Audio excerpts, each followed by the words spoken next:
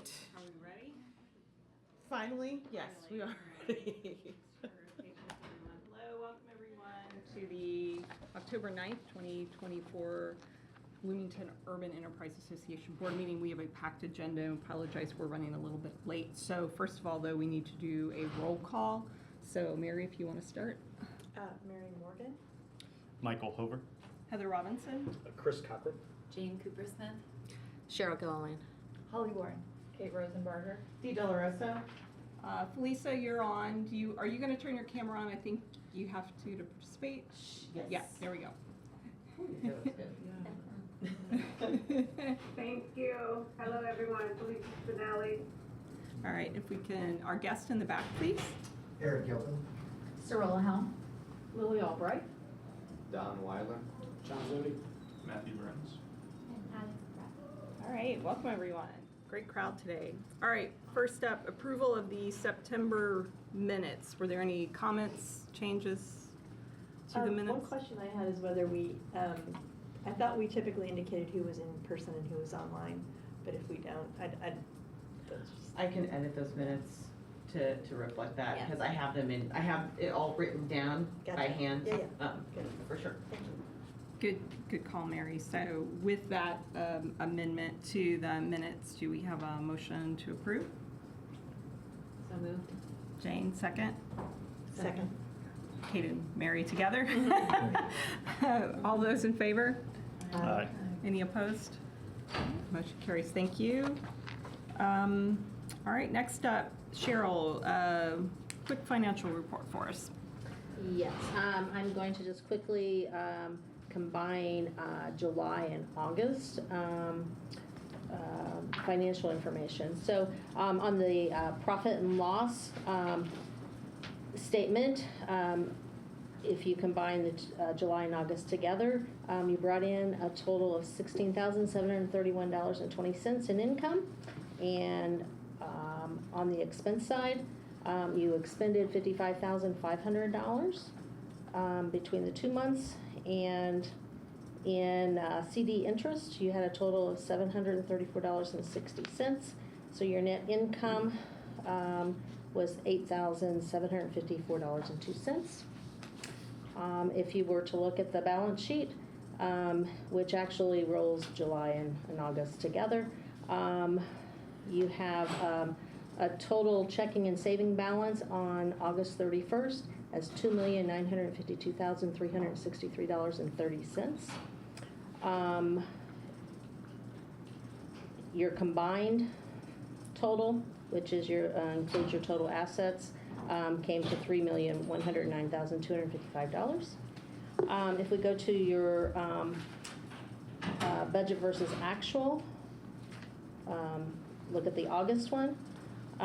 You had so far to date, $167,381.83 has been on the income side, which is 31.1% of your $538,569 budget. On the expense side, you have expended $131,363.93 to date, which is 25.7% of your $510,000 budget. And so the net income for as of August 31st, is $39,679.68. And that is a very quick summary. Good deal. All right, questions? That was quick. There's a lot of information in Yes, there those. is a lot. A couple of months. Net income is positive at the end of August. That's good. Any questions, comments, concerns? Anyone? Yes, Chris. So on our notes receivable, we have several companies there. Are all of them still operating, or is any of them? Now, there are some that have officially closed. Mm-hmm. Yes. And then is there a way, do they continue to pay on this, or they just? So let me, I can give the board a list I won't give specific names, but I can show you Yeah. the payments and how it's working out. There are 5 that have stopped payment, and I think of those 5, there are 3 that are still functional. Everyone else has been, even if they are late in their series of payments, they are paying Yeah, something. Absolutely. But yeah, so we have a portion of the loans that are completely paid off. Then there's the slim portion that is unpaid, and an even slimmer portion of people that are still open. And then we have people that are still paying something. Okay. And most of them are paying the full amount. So. Okay. And is there a point in time that we would write something off? Like, We need to have a discussion about that. Yeah. At this point, I think that I'll be very frank. I think that we should seriously consider forgiveness on some of these things. I think at this point, with the interest that we're accruing, we could probably afford to forgive some of these loans. Yeah. And I think that that's a serious conversation that we need to think about, because if we're accruing this much interest, I mean, it's free money for us. So if we can assist people with that, I think we should. Yeah. Okay. Can I ask one more question on that topic? What are the steps to advance that conversation? It's percolated up a few times during this meeting, and we had, of course, Felisa's really appreciated testimony, I think, in our last meeting. Thank you for that. And I just would like, I want to see us advance it. I also don't want to steamroll the group with my very strong opinion about it. Right.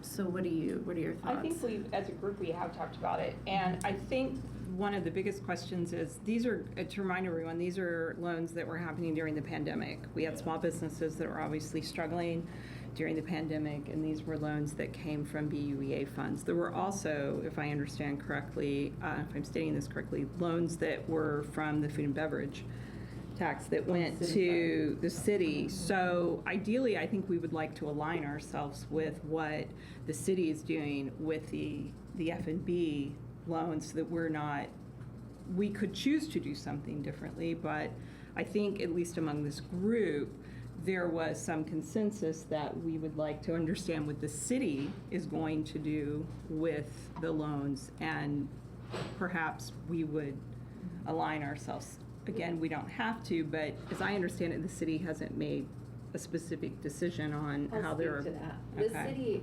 doesn't have the flexibility that the BUEA has. Okay. That was, the food and beverage tax fund is really specific in what it is allowed to do, and it's allowed to support, it was created to support the establishment of the convention center. Right. And the city's read on that funding when they issued the loans was that they had to recoup it. And so my personal opinion is that that would be a best practice, to have them all behave the same way. But in this instance, because the food and beverage tax fund is very restrictive, I think we should have a conversation about what we can do on the BUEA side. But Cheryl, I mean, maybe that's a conversation I need to have more specifically with the controller's office.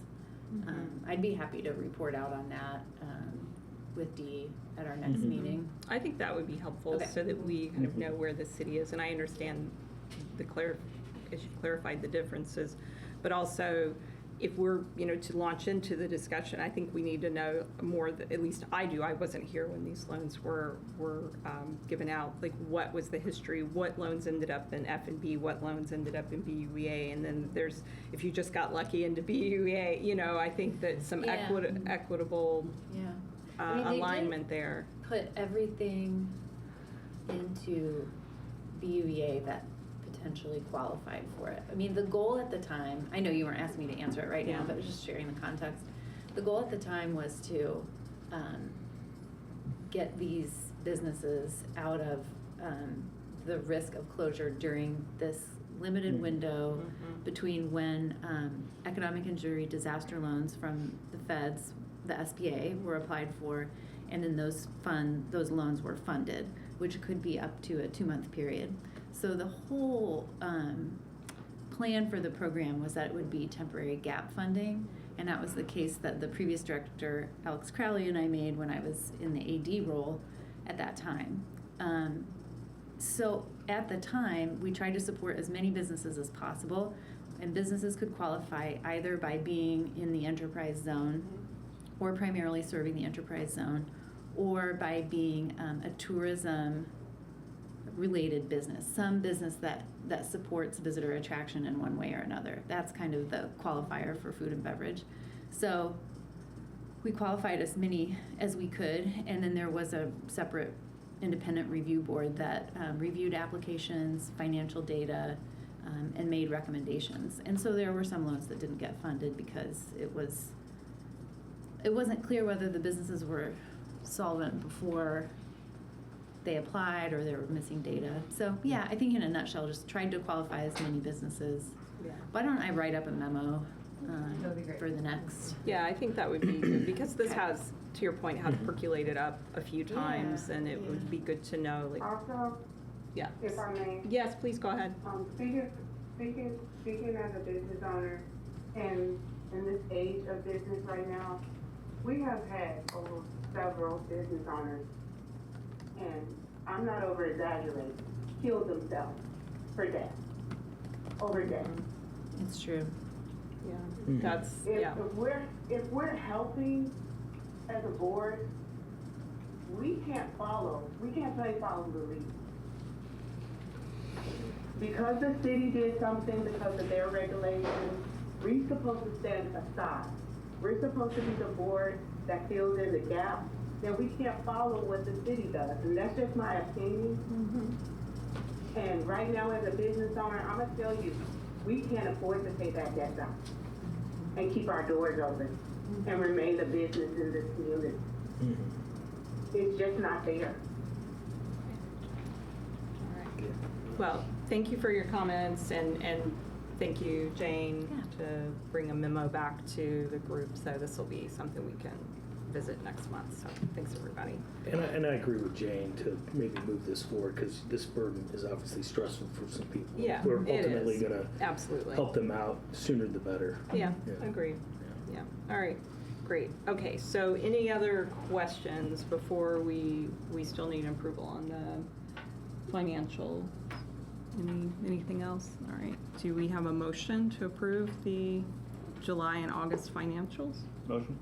Motion? I'll second. Second, Chris. All those in favor? Aye. Any opposed? Okay, motion carries. Thank you. All right, next up, I think we have Holly. You have some fun stuff to talk about.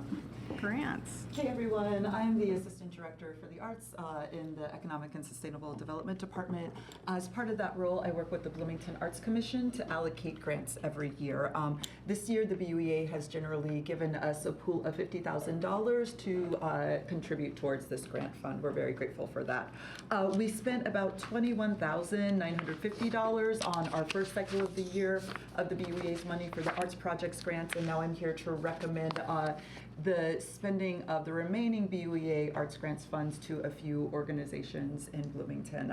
So again, this is for the operations grant cycle. When we look for applications for this, it has to be a 501c3, and the 501c3 has to be arts focused. When we are evaluating these applications, we make sure that the applicants have the organizational capacity to fulfill their mission statement. We make sure that they are having as much community impact as possible, and specifically for grants that we're getting money from the BUEA for, that impact is hitting the zone. And then we also make sure that these organizations are really hitting the marks when it comes to equity and inclusion. We don't ask for a cut and paste DEAI statement. We look for evidence that they are embodying what it means to practice principles of DEAI. It's very important to us. We also want to make sure that these organizations are facilitating everybody's involvement in arts and cultural activities in Bloomington and are able to participate in the creative process. This tends to be our smallest grant cycle of the year, just because so many of the arts groups in town just aren't incorporated as a 501c3. But that doesn't mean we always don't get a record number for these applications every year because we always do. This year we got 19 grant applications, and of those I'd like to recommend that the BUEA fund 11 of these applicants. I'm going to quickly run through the list that you should have in your packet, and I'm going to flag one of them because I'm going to ask for your help to determine whether or not we think this is a zone qualified grant.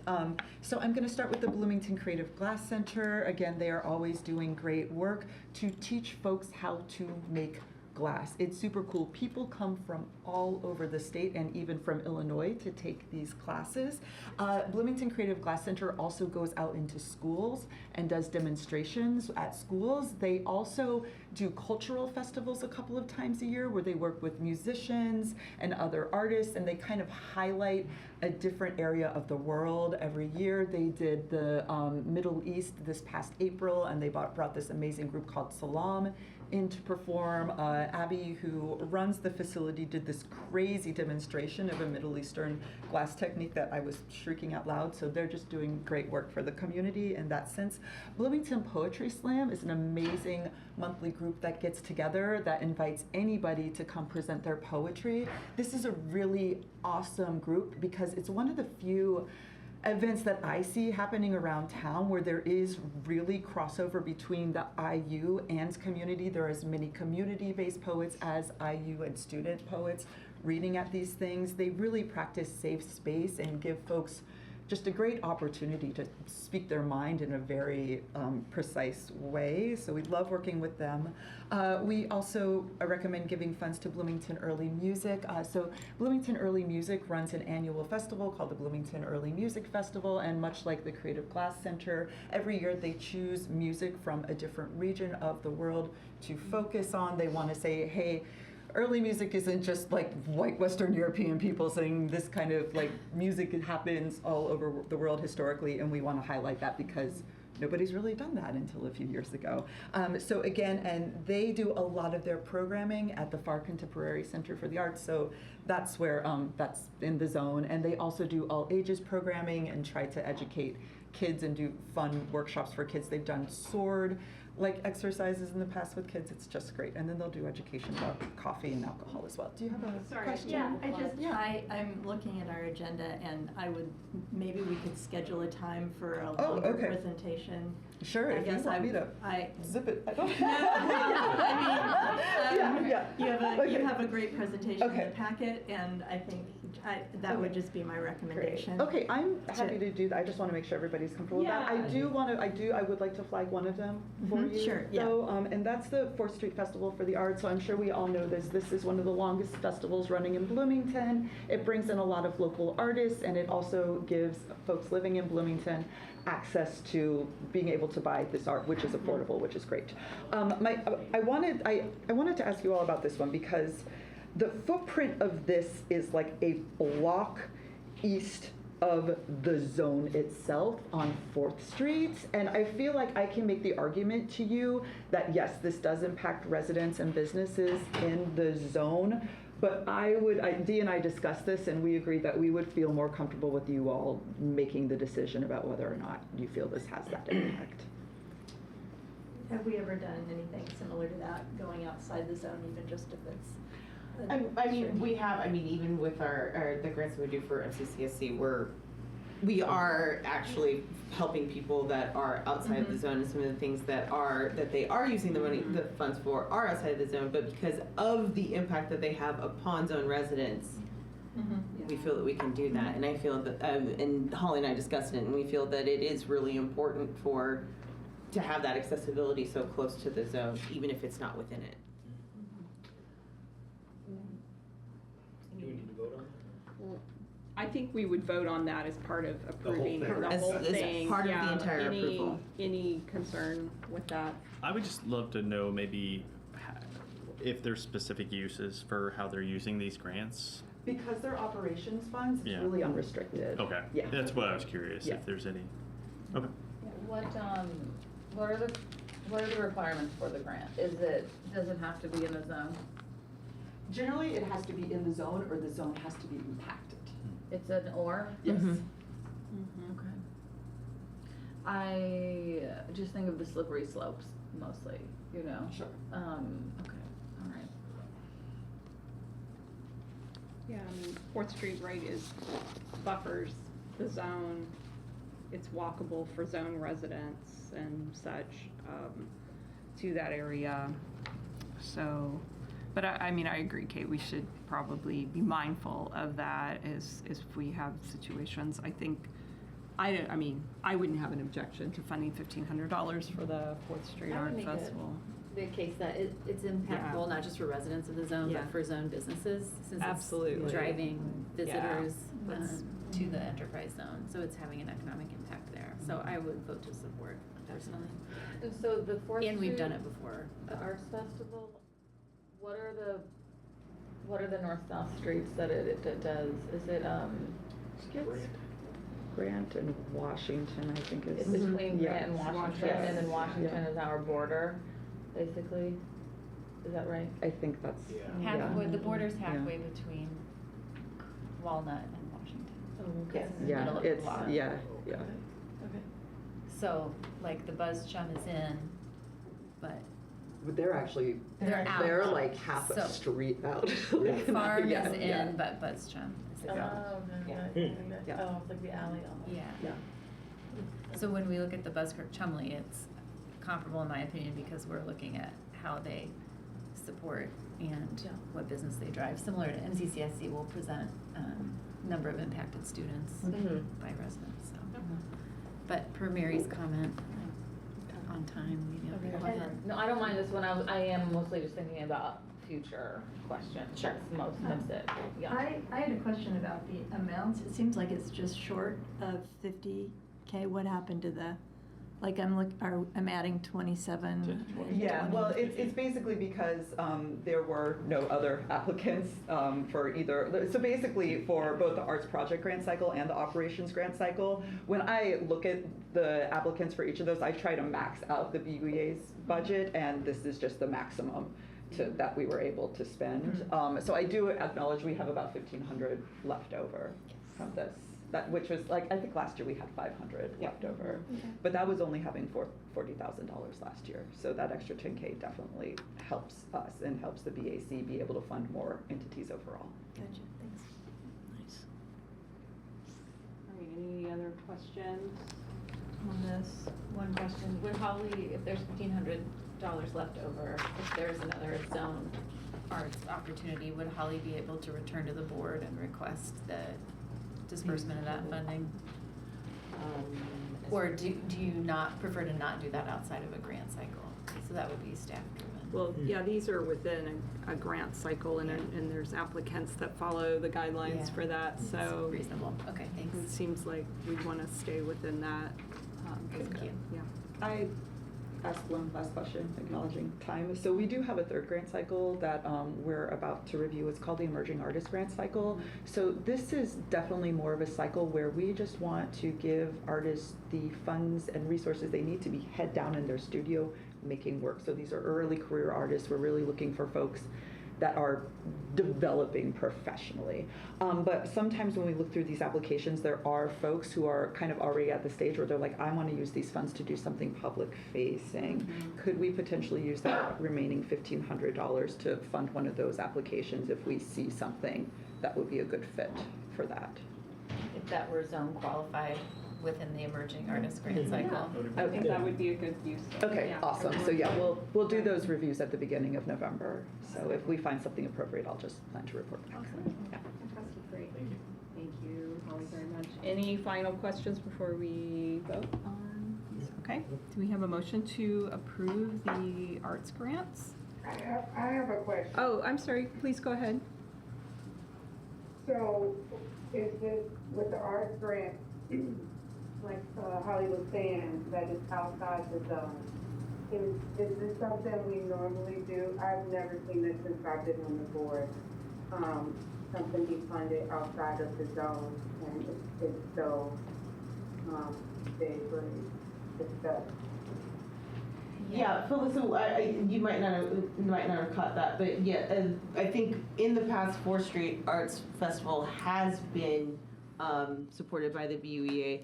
And in addition, because of the impact that it has on the residents and the businesses within the zone, being only a block away, because of that impact, it can qualify for a zone arts grant, and it's for $1,500. Okay, so it's fairly close to me. Yeah, so it's basically because of its proximity, it's directly impacting the residents and the businesses within the zone. All right, that's all I wanted to know. Thank you. All right. I think we're good then. We have a motion to approve the arts grants. Motion. We have a second? Second. Second. All those in favor, aye? Aye. Any opposed? All right, we're great. Thank you. Nice. Thank you. Yeah. Thanks. Thank you, Holly, for all the hard work that you and the group do to review these and keep our thriving arts community going. Okay. All right, so John, you're up. Come on up to the adults, like at Thanksgiving, the kids' table, the adults' table, so come on up. Well, I know we're tight on time, so let me just do some highlights, and then I do want to talk about what we did in 2024. My name is John Zodi. I'm the Executive Director of CDFI Friendly Bloomington, which is a regional community economic development organization primarily serving Monroe County and the Indiana Uplands region, which is an 11-county region just south of us. And so let me just say, just for those at home or who may not know what CDFI Friendly is or what it means, the community development sector of financing, known as community development financial institutions, is a sector of financing that is separate but runs alongside traditional financing like banks. And CDFIs are institutions that are mainly nonprofits and are solely focused on community development lending. They're mission-based lenders. That's the best sort of phrase to say, well, what is a CDFI versus a bank? These are mission-driven. Their purpose, their mission statements are to help engage community development stakeholders, small businesses, and others around the country to help lend for accessible and sometimes more affordable financing that has traditionally not been available to everyone in our country. The friendly, it was new. We are the first friendly, and the friendly means that our job is to match community development projects in our region with the 1,500 CDFIs that exist in every state and territory around the United States. So traditional, if you want to hit the next slide there, Dee, the per capita, if you want to look at it from a per person investment in our area over the first part of this century has been very minimal. And when we look at grants and other financing and all the things that need to happen to get a community development project done or have a small business expand, we've not seen much in our area. And there are a whole lot of people, yourselves, Regional Opportunity Initiatives, the Community Foundation, all these organizations that are working to drive community and economic development in this region. And this is a sector of financing that can play a huge role in that. But we need to see more of it. And so our job is to market ourselves and the region and everything we do here to these institutions around the country to connect them with projects in our 13 counties around the country. So the average investment per capita in the United States for a CDFI over the first part of this century was $714 a person. In this area, it was $22. So that gives you sort of a stark comparison of what that looked like. And we're trying to bring that number up. And that means more housing units, more small businesses, more daycares, all kinds of stuff. So can hit the next one there, Dee. So what do we do over the last year? This organization has been very supportive of CDFI Friendly Bloomington, both through your original sort of grant of $1 million to help us lend money out to help Monroe County and the BUEA specifically. We have been working over the last year, and let me just give a nod to Jane Cooper-Smith, my predecessor. Also, 2 board members here, Chris Cockrum and Heather Robinson, serve on our board. Their work started a lot of this. We are in the process of spending down a $500,000 EPA brownfield assessment grant. So if there's a site anywhere in our 13 counties that needs an environmental assessment, an organization, an owner, an economic development professional can come to us and say, can you do an assessment? We can do the initial phase 1 assessment, then we can do a phase 2 and a supplemental phase 2, and then we can do remediation planning, which will pay for this grant. And sometimes that can be up in the tens of thousands of dollars to save on sort of pre-development costs for a site. And you have an enterprise zone property teed up for that, or it's getting teed up, it seems like. We are working on it, yep. And so the city of Bloomington just finished their grant. These grants run 4 years. Bloomington just got done with theirs. Ours came in at the beginning of this year, and so we've got another 3 years basically to spend down that $500,000. And it's going well. There are dozens of sites all over the region that we've done phase ones or getting ready to commit. So it's really opened the door for project activity as well. We're also applying to be a certified CDFI from the U.S. Treasury. This opens up the door to a lot more capital for us to have access to and to lend out in our region. It comes with some more regulation, as you might suspect, from the federal government, but we are going to be submitting that application by the 1st of December or so. So we're in good shape there, and we've actually gotten some help, we think, to sponsor that cost to get that done. We've been working on expanding our reach and building relationships with more banks, more economic developers, more housing professionals. There's a ton of conversation here in Bloomington, particularly related to housing. I don't have to tell anybody around this table that, but we're involved in a lot of those conversations. And really working, there are probably 3 dozen projects on my list, and I want to be careful on not over-promising, but 3 dozen sort of ideas or things people have come and said, what about this, what about that? And so it's keeping me and us very busy just investigating how do we get these needles threaded, how do we let people know whether access to CDFI financing might be able to help them fill out that capital stack for their project. And so it's really exciting to see what people are doing. There are a lot of ideas out there, and the idea, if you want to hit the next slide there, Dee, is just really how do we help just get projects done? How do we help go to a mayor or a public servant or a daycare and say, how can we help you get this done? And so, again, this organization's been very helpful in helping us build our enhancement fund. So that original $1 million that you loaned or that you granted to us, we've spent that coupled with money from the Redevelopment Commission, we've spent upwards of $900,000 on housing projects here in Bloomington, which has added units. And so from the BUEA, about 30%, bug there, those investments. Welcome back. Right. $265,000 of that has been loaned, is actually in the process of being loaned. We just closed on those projects this summer, one of which I'll talk about next, has come from the BUEA. And then last year, you allowed us to use $250,000 in operational support. So that original $1 million, we broke off $250,000 of that to be used for operations. I'm happy to say that was approved in February. We have just started using that money, right? So we've been able to fundraise. We're approaching, I think we're going to have about $75,000 in grant commitments by the end of the year, with some more to come. We're also waiting to hear on a federal technical assistance grant from the Treasury that we will find out about later this fall. Fingers crossed. That was submitted like the day after you guys approved that expenditure in February. We submitted that grant. So we're working on making sure that we can sustain the operation for the next 2 or 3 years, and the certification process requires us to look out about 3 years for a strategic plan. So we've added more units of housing. We're up to about we're more than 370 units of affordable housing added with all the CDFI activity that's happened since the organization started. And you can go to the next. And so I want to end here by thanking you again, and also by just noting that right now on the west side here, Avalon Community Land Trust, which is sort of a partner organization of Bloomington Cooperative Living, is in the process of building our next cooperative housing development. This is a picture of what that should look like.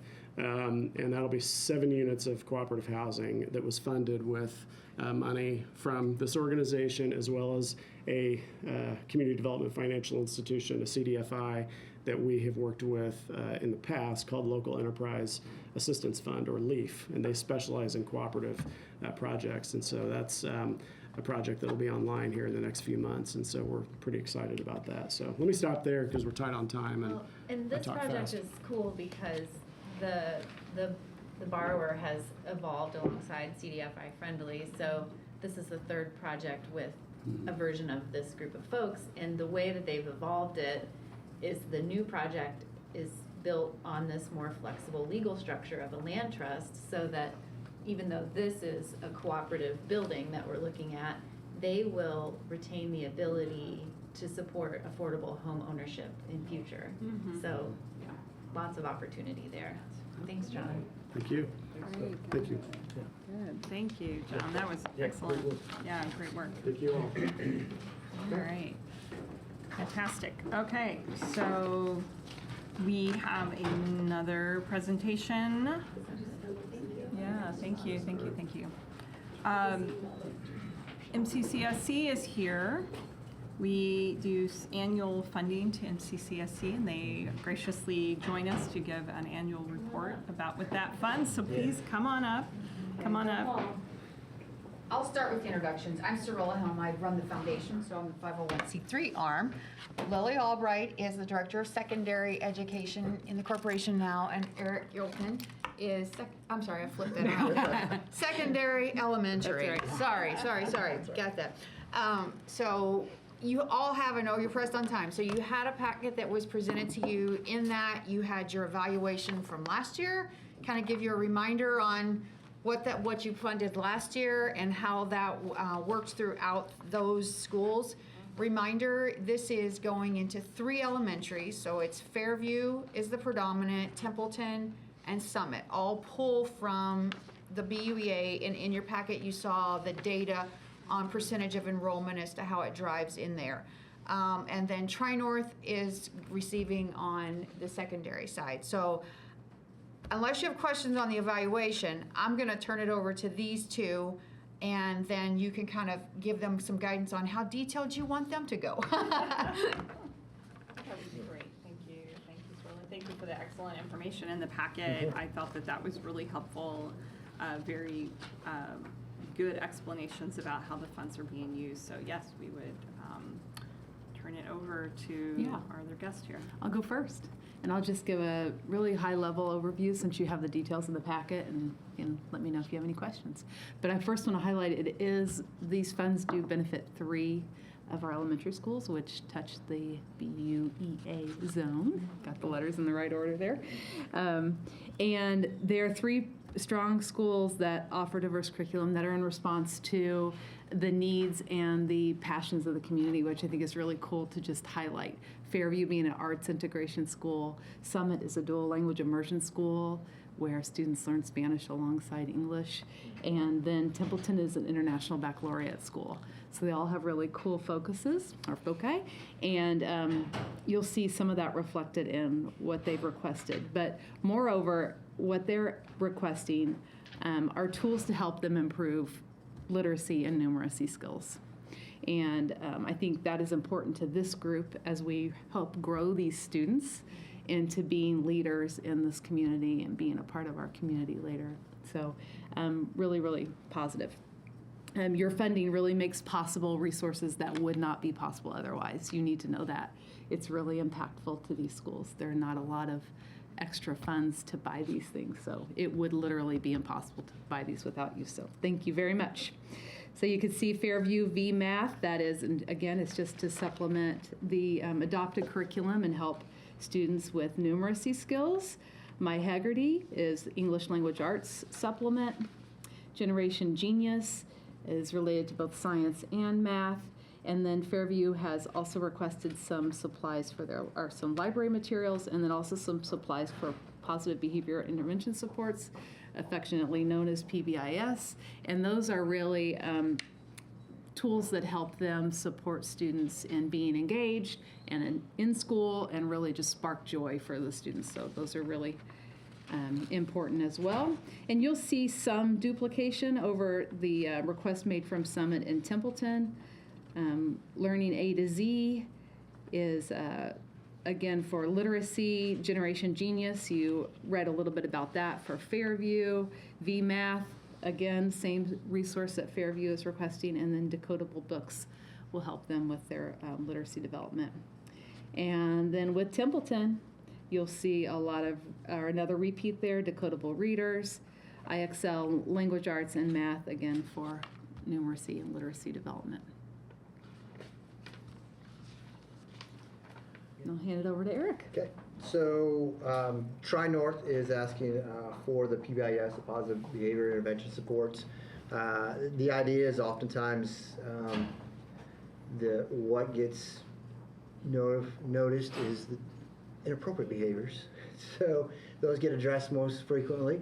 So how can we change that around to positively impact positive behaviors. And so the idea is what kind of incentives, what kind of things, recognitions can we put in place? And so Tri-North, those might seem like a lot, but it really is little pieces here and there that they like to do to recognize. They have what they call an armor code, and each of those letters stands for a way that an expectation, a behavioral expectation, how are students meeting those behavioral expectations. So it gives teachers and administrators, social workers and counselors an opportunity to support and recognize students who are doing what we hope to be doing as a students.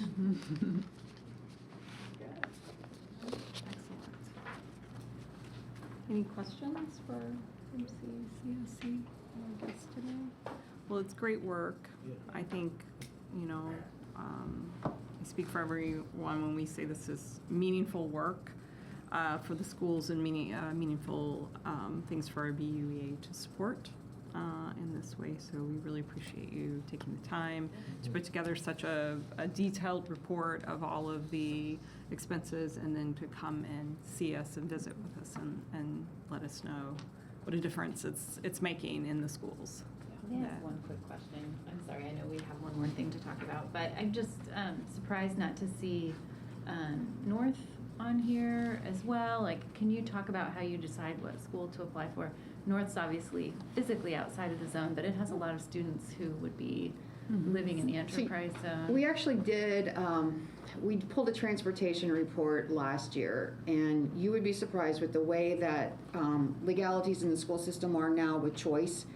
And if a student starts in a particular school, if the family moves or they get transferred to living possibly with a grandparent who's in the zone, that student can continue at their home school of what would be considered their home school.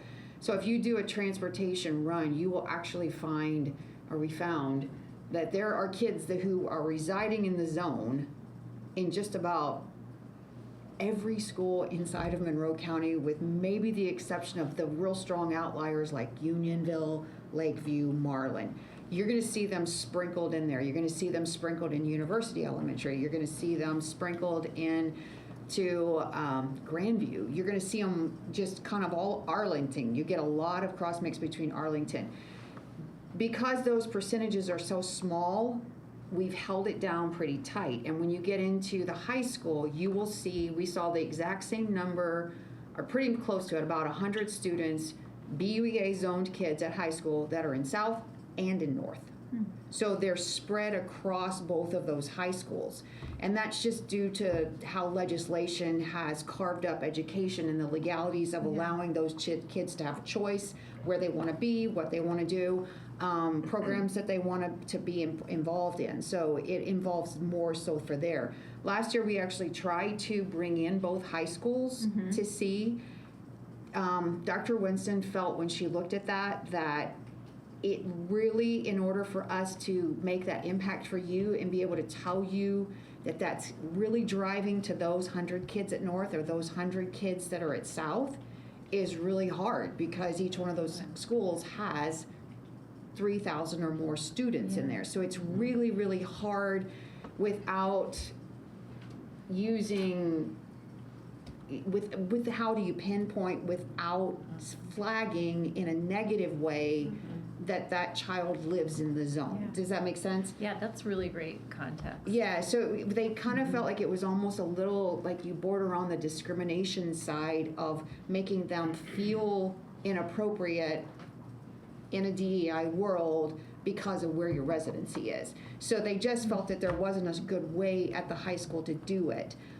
So they felt that it would be more impactful to leave that money shoved into these schools where we can really tell you you're hitting a strong impact and we're really hitting foundational skills. So, I mean, Lily touched on it, but most of what they're after is foundational supplements. I mean, that's really where they're going, because if you can't read, you get to high school, you don't perform. If you can't, if you can't do basic math, educationally you just deteriorate each year after that. So that's kind of the rationale behind it. We're happy to look at it again for you for future years, but that was really kind of the play. But you do have, not just at North, you would think that because Tri-North feeds up, but school choice changes that, Wow. changes that demographic. Thanks for sharing that. Yeah. All right, great. Well, thank you. Thank you all so much for being with us today. Any other final questions or anything? No, for thanks us? for your presentation. Thank you very much. Thank you. Yep, have a great day. I need to. You got to All run, right, Chris. great. Okay. Need a vote to approve that. We don't need, No? this Okay. is this a vote to? Yeah, it's a Okay, vote it's to approve approved for the next, okay. for the funding All for right, next Chris, year. hang on. Oh, yeah. We need to hear, okay, real This is quick for then. 24, 25, Okay, so this not- is, yes. okay, sorry, not, so reporting on last year, but approving Yes. this year's, okay. Do I have a motion for approval? Motion. Blake? Second out of Mary. All those in favor? Aye. Any opposed? All right, So do motion we- carries. Do we still have a quorum? We actually still do have a quorum Okay, if cool. you leave. So- Okay, yeah, so all it's- right, all right. sorry, you can leave, Chris, bye. Okay. All right, Dawn and friends, Yes. you've been so patient. We have, Yes. Thank you so sorry, much. you were a late minute addition to the agenda. Yes. So come on up. I have actually 1, 2, 3, 4. Do we? We still have a quorum if you have to go. Okay. Yeah. So I have to go Okay. out. I have to. So, yeah, so if we can, so thank you, Dawn, for being here so much. We appreciate it. This was a late addition. In fact, I just It saw- is all in your email It right is now. now I'm in gonna our pull it up email. right now. So if you can, so we're not, we haven't seen this ahead of time, so if you can just give us an idea why you're here and what you're seeking from BUEA today. Well, thanks for having me. So my name is Don Weiler, and I'm part of the Kiln Collective that is refurbishing the old Showers Brothers kiln just immediately north of the mill into offices in the Trades District. And this project really started way back in 2020. We got the initial approval, or the third of the 3 approvals we needed to start the project in March of 2020, which was not great timing, because we all know what happened in the next few years. So it started, and we are again now refurbishing this building. The purpose for being here is to request a facade grant. The brick structure, so this was a furnace. It was used to dry out the timber before it then was pulled out and shuttled into the dimension mill to be cut into parts for furniture. And so there were 5 bays, batteries, and on that picture you can see those 5 corrugated covered openings where the rail cars would go in with the wood, and then they would pull back out and then shuttle down to the mill from there. And so that brick is original to the early 20s. It is a fortress. It is very thick, and while it's original, it does need significant work to maintain its integrity and keep areas from collapsing and things like that. So that is our request, is for a facade grant to maintain the historical brick facade and support that effort on this project. I'm sorry. How much is the grant for? 20, yeah, there's $20,000, right, is the request? Okay, there are, I believe that we have 10,000 left in the budget. okay, that was the thing I was also looking to. What's the timeline on the activating the space for getting it, ready for tenants, so to speak? Mm-hmm.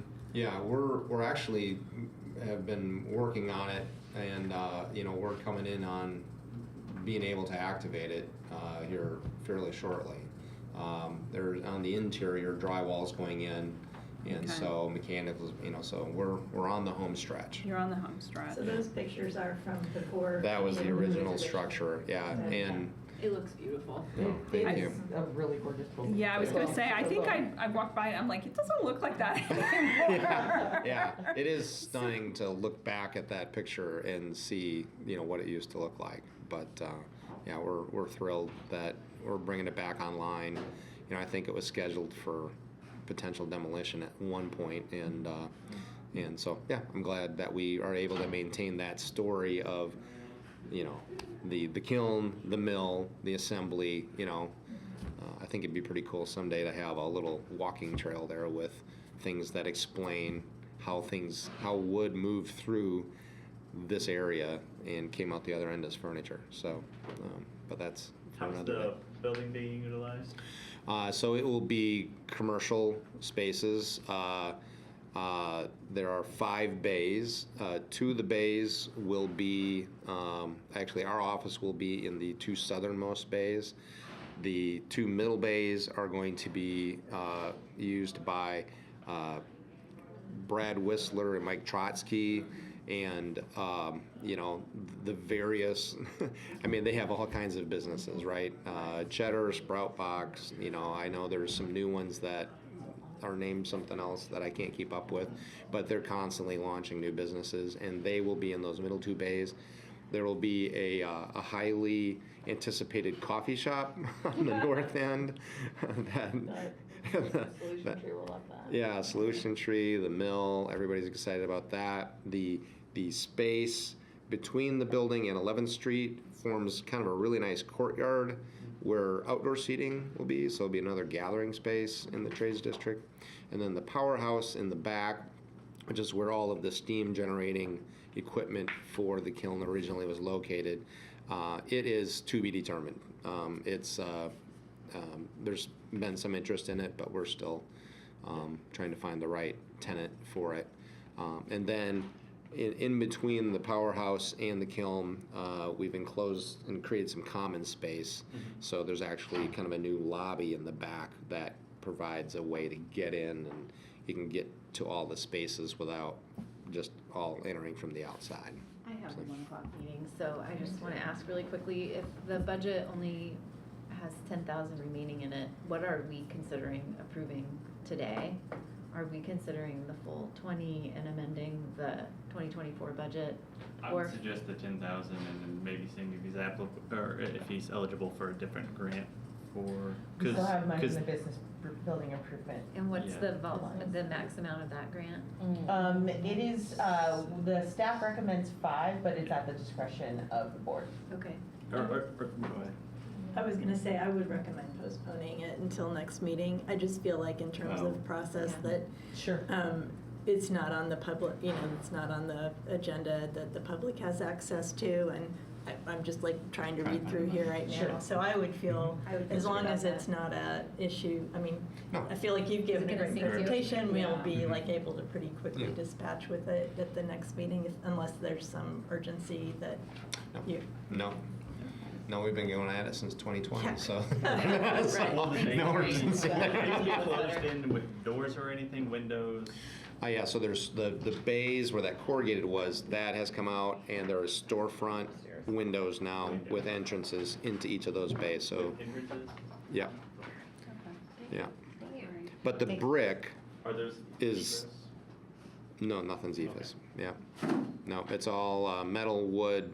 We went we wanted to maintain the industrial motif and went, you know, metal, wood, brick, I all was that. thinking if we could figure out how to make it an ADA entrance with power, whatever, we might be able to. That would be the accessibility grant, which we Yeah. haven't used at all this year. We haven't Right. No one's used- utilized that at all. Yeah. So there could be some. we can talk Yeah, about and it is an that. ADA accessible building. I Yeah. mean, obviously, we have the ramps in the back to get in and all that, so. Well, Don, thank you for being here. Sorry we had you as a last minute addition, and I think just now that we don't have quorum, if we could kindly ask you to come back. But in the meantime, if you and Dee can connect, I think there's an opportunity for take 10 of this and for some other grants we have, and then, you know, we could maybe help from that perspective. So thank you. You guys are doing great work over there, and Thank you. exciting things happening. Yeah, in the can't wait to trades see it. district. Yeah. Love to show it off. All right, Yeah. meeting adjourned, everybody. Thank you so much.